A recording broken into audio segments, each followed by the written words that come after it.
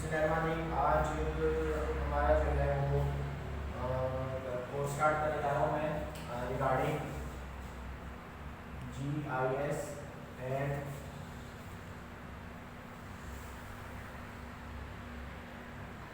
remote sensing.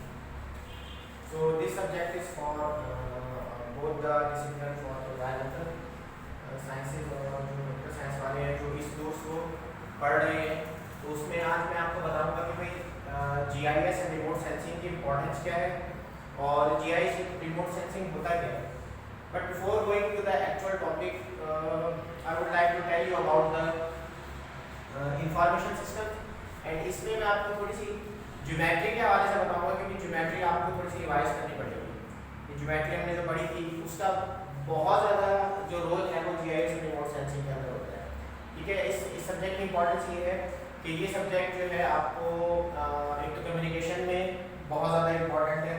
दूसरा ये subject जो है वो आपको कोई भी आपने रिसर्च करनी है तो वो इंफॉर्मेशन देने के लिए ये सब्जेक्ट आपकी हेल्पफुल रहेगा. आपने आज करीब कोरोना वायरस के हवाले से मैपिंग देखी होगी कि जिन एरियाज़ के अंदर बहुत ज़्यादा है तो उसको डार्क से शो किया जा रहा है और जो जहाँ पे कम है उसको लाइट से शो किया जा रहा है. तो ये सारे चीज़ें basically GIS geographic information system ही है. ठीक है, तो एब्रिविएशन में बताता हूँ कि GIS किस चीज़ के लिए स्टैंड करता है. GIS stands for geographic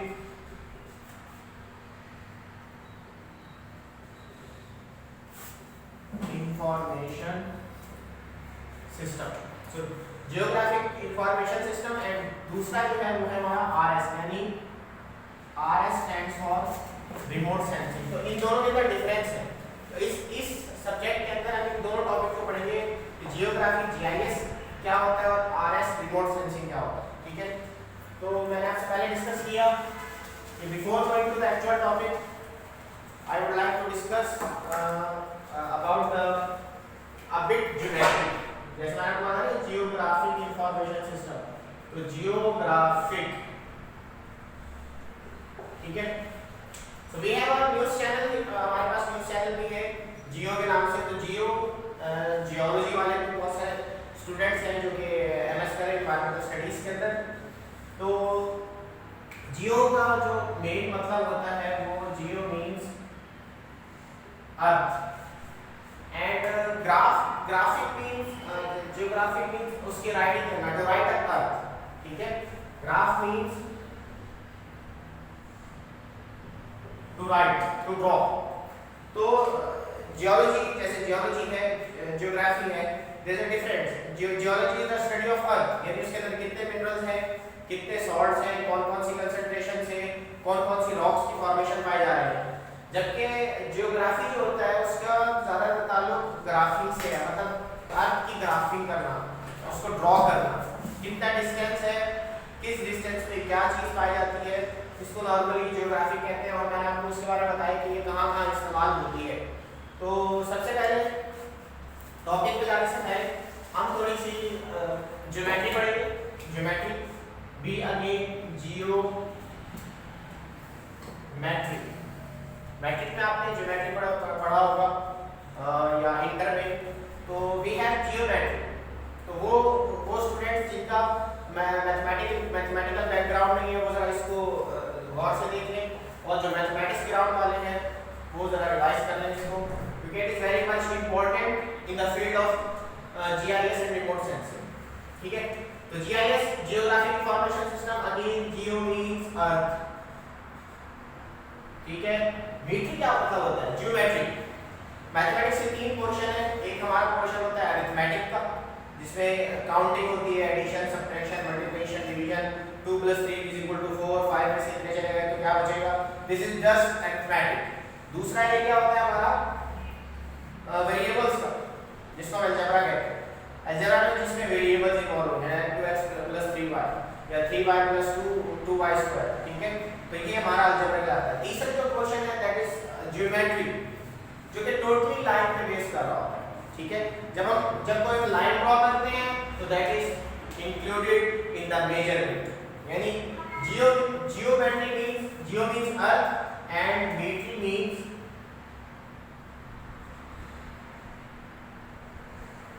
measurement. So geometry stands for a measurement of earth, ठीक है। पहले इसको स्टार्ट करते हैं। अर्थ की मेजरमेंट क्या हो सकती है? सबसे पहले मैं आपको कुछ लाइन के हवाले से कॉन्सेप्ट देता हूँ कि we have a line here, ठीक है, और इस लाइन के दो points, suppose this is point A and this is point B, ठीक है। अगर मैं इसको मजीद ड्रॉ करूं, so what is this? This is line, और ये एरो क्या शो कर रहा है? ये एरो ये शो कर रहा है कि इसकी डायरेक्शन किस साइड में, दूसरा एरो ये शो कर रहा है कि दिस इज इनफाइनाइट, ये कंटीन्यूअस लाइन है, ठीक। तो ये एक लाइन है, और अगर मैं इस लाइन को यूं करके ड्रॉ करूं क्रॉस के अंदर, तो ये क्रॉसिंग क्या शो करती है? एक तो क्रॉसिंग ये शो करती है कि we have certain angles here, यहाँ पे हमारे पास कुछ एंगल्स बने, ठीक है। तो angle is very much important in geography. Angle क्या है? दूसरे नंबर पे यहाँ पे कुछ डायरेक्शंस मिल रही हैं, like we have here 1 2 3 4 portion, क्योंकि 4 डायरेक्शन है, 4 पोर्शन है। अच्छा, अगर इसकी मैं बात करूँ, ये हमारा एंगल जो बन रहा है, this is the angle of 90, ये भी एक एंगल बन रहा है, ये 90 का एंगल है, ये एक एंगल बन रहा है 90 का एंगल है, और ये एंगल बन रहा है 90 का angle. So we have total 360 angles, ठीक है, इन अ सर्कल। एक सर्कल के अंदर टोटल 360 एंगल। अगर 90 को हाफ करूं तो 90 का हाफ ये 45 हो जाएगा, इसका हाफ करूं 45 हो जाएगा, तो चारों तरफ ये 45 के एंगल होंगे। तो एंगल्स को हम जितना डिवाइड कर सकते हैं यहाँ पे किया जा सकता है। एंगल क्या होता है? What is angle? एंगल की डेफिनेशन क्या है?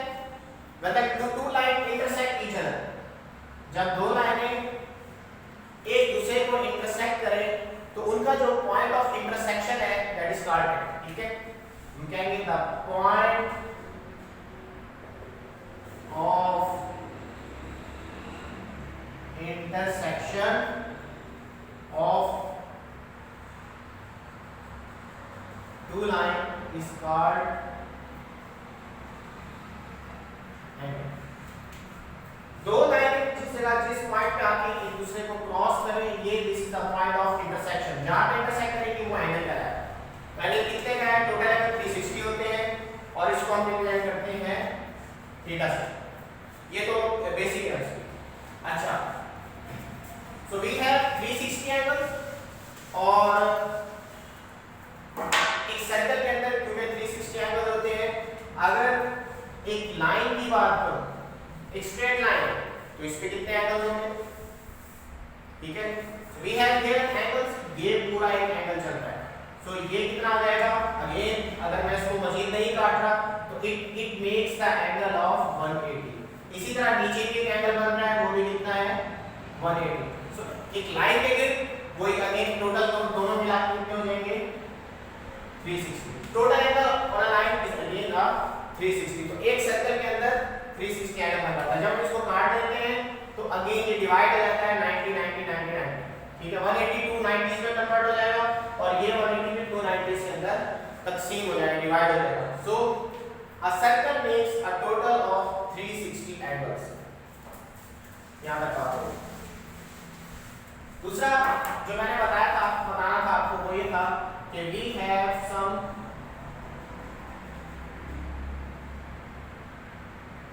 Quadrant system. क्वाड्रेंट सिस्टम क्या है? क्वाड, वही अगेन 1/4 इज कॉल्ड क्वाड। क्या है? Quad.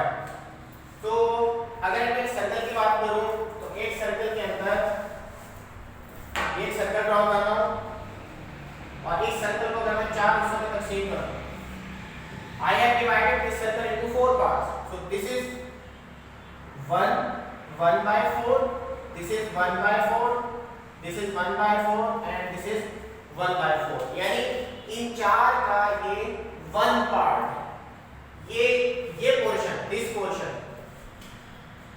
Portion is the part of fourth यानी टोटल अगर 4 हिस्से हैं तो उसमें से एक हिस्सा ही है, टोटल अगर 4 हिस्से हैं तो उसमें से एक हिस्सा ही है, तो हर जो आपका पोर्शन है वो 1/4 है ऑफ द टोटल सर्कल। तो ये जो 1/4 है this is called the quadrant, ये एक क्वाड्रेंट है, इसको हम कहते हैं this is the first quadrant. अगर मैं इसी तरह इसकी बात करूं तो अगेन ये भी एक क्वाड्रेंट है, क्योंकि 1/4 को हम क्वाड्रेंट कहते हैं। इसकी बात करूं तो ये भी क्वाड्रेंट है, but this is the second quadrant. अगर मैं इसकी बात करूं तो ये भी एक क्वाड्रेंट है, but this is third quadrant. और अगर इसकी बात करूं तो ये क्या हो जाएगा हमारा, दिस इज द लास्ट और फोर्थ क्वाड्रेंट। तो अगर इन सब को जमा किया जाए 1 + 4 फर्स्ट क्वाड्रेंट, 1 + 4 1 + 4 1 + 4, तो टोटल क्या निकलेगा 4/4, तो टोटल कितना हो जाएगा 1, तो टोटल 1 हो जाएगा। यानी इस 1 को मैंने 4 हिस्सों में तकसीम करके या इस तरह लिख सकते हैं 0.25 0.25 0.25 और 0.25 अगेन इज इक्वल टू 1, यानी 1/4 0.25 हो जाएगा। 1/4 4 को 1 को 4 से डिवाइड करेंगे 0.25, इन सब को जब को ऐड करेंगे तो सब मिला के यानी 4/4 1 हो जाएगा।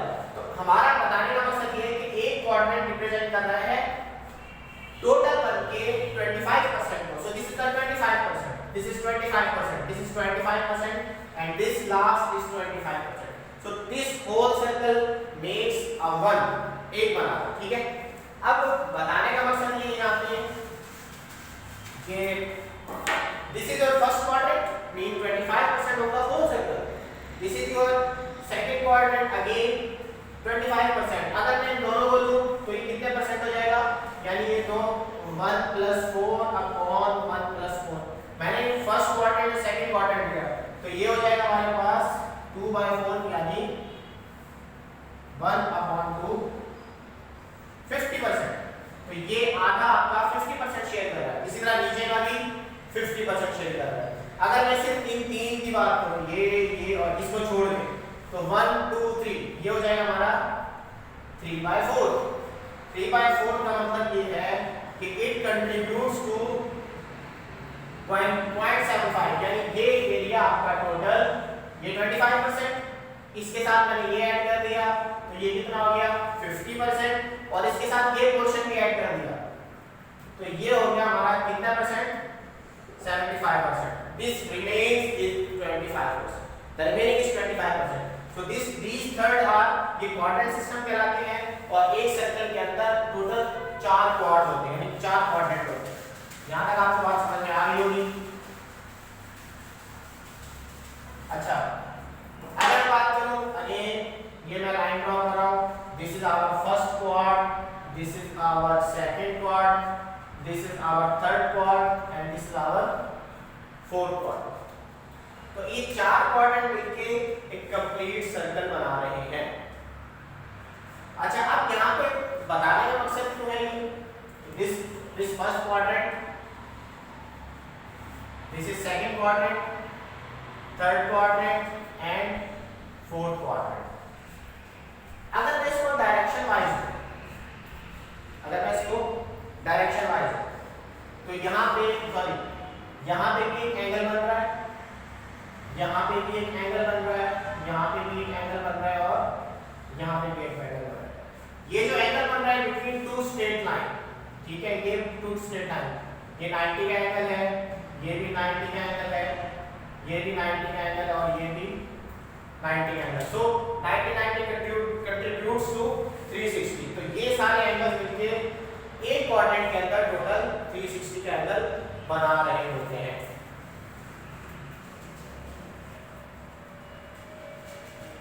अच्छा, यहाँ तक तो बात, सॉरी इसको सारे साफ, यहाँ तक तो बात होती है।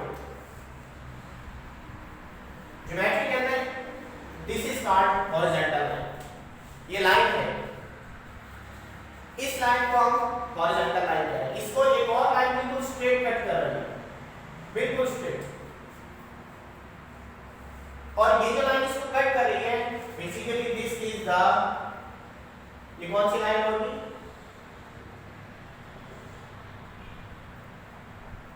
Perpendicular line. परपेंडिकुलर लाइन कौन सी होती है? जो किसी लाइन को स्ट्रेट वे में उसके ऊपर गिर रही हो। मिसाल के तौर पे अगर मैं ये दीवार, ये फर्श है और उसके साथ ये दीवार है, तो ये फर्श इस तरह का है। So we have here this is our क्या कहते हैं फ्लोर, और ये एक वॉल है, दीवार है। तो फ्लोर हॉरिजॉन्टल लाइन है और वॉल क्या है, इसके ऊपर क्या है, परपेंडिकुलर है, इसके ऊपर ये, ठीक है। ये परपेंडिकुलर लाइन जो है, ये बेसिक मैं इस वजह से बता रहा हूँ कि बहुत सारे स्टूडेंट्स ऐसे होंगे जिनको लाइंस का या एंगल्स का थोड़ा बहुत कॉन्सेप्ट धुंधला हो गया होगा, क्योंकि मैट्रिक के बाद या इंटर के बाद बहुत बार चीज पढ़े होते हैं, तो उनको मैथमेटिक्स उतनी स्ट्रांग नहीं होती। तो इस वजह से इसे रिवाइज करा रहा हूँ कि लाइंस का कॉन्सेप्ट क्लियर हो जाए, क्वाड्रेंट क्या होते हैं, एंगल्स क्या होते हैं, पॉइंट ऑफ इंटरसेक्शन क्या होता है। तो these are the perpendicular, this horizontal line और उसके ऊपर जो लाइन दे रही है दैट इज परपेंडिकुलर लाइन। यहां तक तो हो गया परपेंडिकुलर के हवाले से। अच्छा, कुछ लाइन एक दूसरे के क्या होती हैं,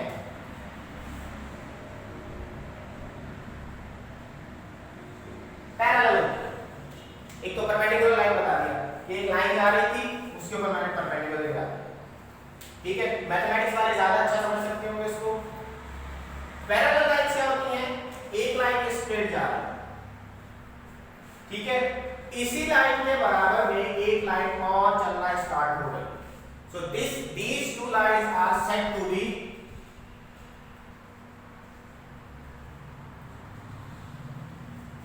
ये दो लाइन आपस में पैरेलल कहलाएंगी।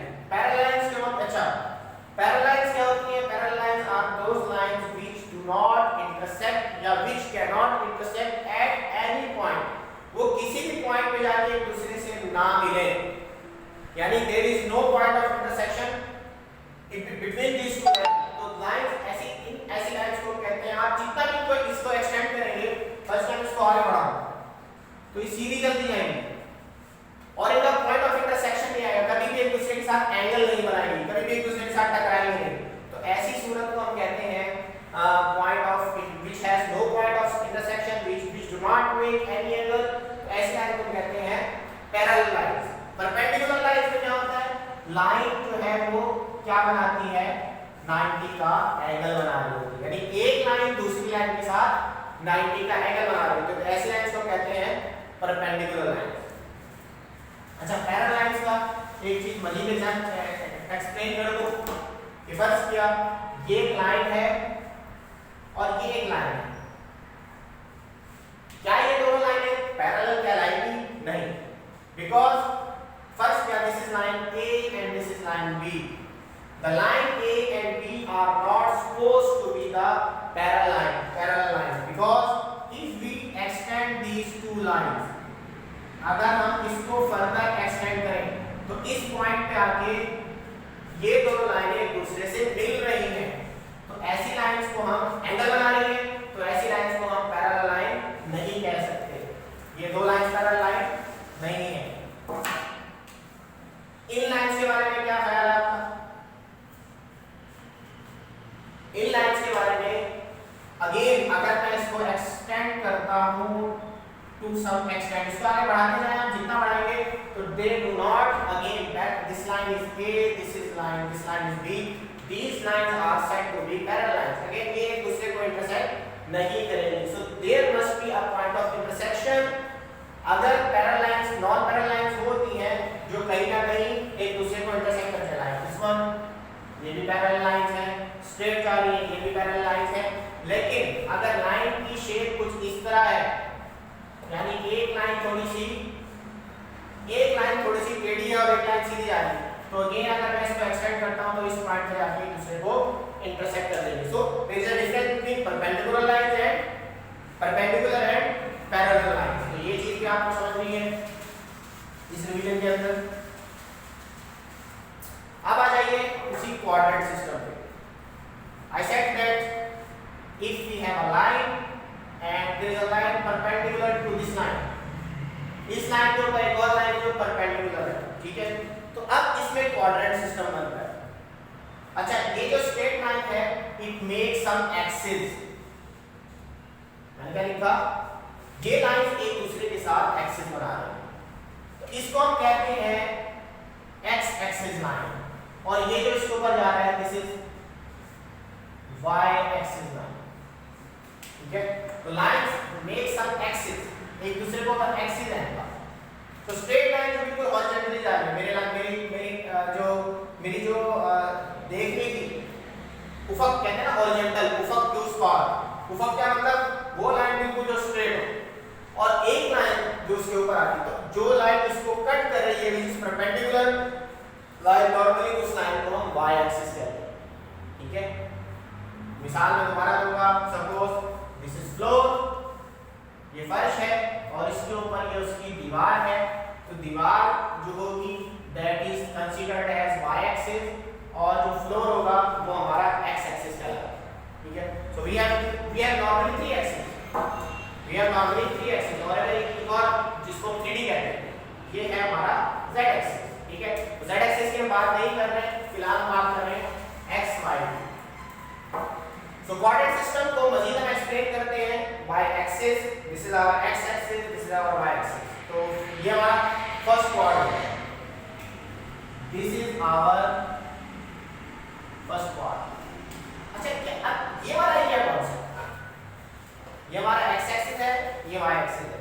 अगर मैं इस साइड में आऊं तो ये हमारे पॉजिटिव वे में जा रहा है, लेकिन अगर मैं इसको इस साइड पे लूंगा तो it might be considered as negative x axis, और ये क्योंकि ऊपर जा रही है इसके अपोजिट क्या होगा, negative y axis. So here we have first coordinate, here we have second quadrant, here we have third quadrant, and here we have fourth quadrant।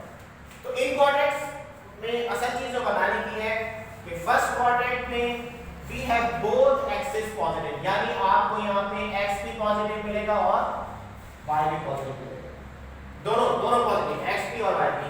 यहाँ पे x पॉजिटिव जा रहा है, यहाँ पे y पॉजिटिव जा रहा है। सेकंड क्वाड्रेंट में क्या होगा, x आपको क्या मिलेगा, नेगेटिव मिलेगा, y क्या मिलेगा आपको, ये देखिए है ना, y में क्या मिलेगा, पॉजिटिव।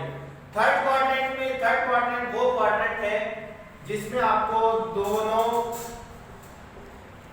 नेगेटिव मिलेंगे, यानी यहाँ पे अगर इसकी बात करूं, this is our third quadrant, ये वाला, तो इसमें y एक्सिस भी नेगेटिव है और x एक्सिस भी नेगेटिव है, और ये जो फोर्थ क्वाड्रेंट है ये वाला फोर्थ क्वाड्रेंट, इसमें आपको x तो पॉजिटिव मिल रहा है और y क्या मिल रहा है, नेगेटिव मिल रहा है।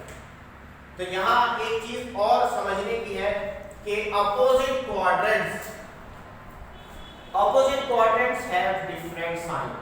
जैसे फर्स्ट एंड थर्ड की बात करूं तो दोनों क्वाड्रेंट्स के डिफरेंट साइन है, यानी यहाँ पे x भी पॉजिटिव है और y भी क्या है, पॉजिटिव, जबकि यहाँ पे x भी नेगेटिव है और y भी नेगेटिव है। अगर मैं इसकी बात करूं second and fourth quadrant, again they have opposite science. कैसे, यहाँ पे x एक्सिस पॉजिटिव है, y नेगेटिव है, यहाँ पे x नेगेटिव है और y पॉजिटिव है।